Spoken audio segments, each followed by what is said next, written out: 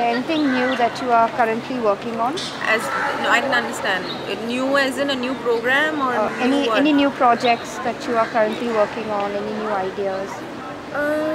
Well, we do a show called Storyboard, which is in its 10th year. It's a show on marketing, and because it's in its 10th year, we think we need to spin off some more stuff from that audience that we have and from the content expertise that we've developed. So we may be doing a consumer voices show, a show where you take Storyboard, you take the brand, and you use it to create programming where consumers can actually react to marketing efforts and talk about their experiences of those products and services that they consume. So yeah, we are thinking of developing that.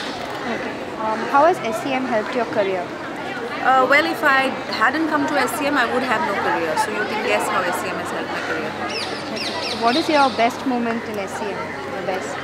I don't think I have a moment because there were so many, so it would be hard to pick a moment. But for me, SCM was absolutely intellectually stimulating. I came here and I was like, I was unhappy with whatever I was doing and where I was. And I came to SCM and I suddenly met women who thought like me, people who dressed like me, and I suddenly felt that wow, there is a sense of, there are people like me, and I felt very stimulated intellectually. I felt very challenged, and I felt I was, I found my space in the world.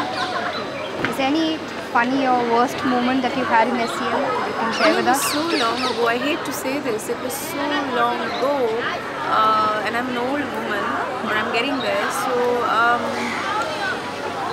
funny worst. Doesn't come back to me. So funny or worse. No worst moment. Right in the beginning of SCM, Jaru does this camera classes, and she was talking about the iris and aperture and pupil and all of that, right?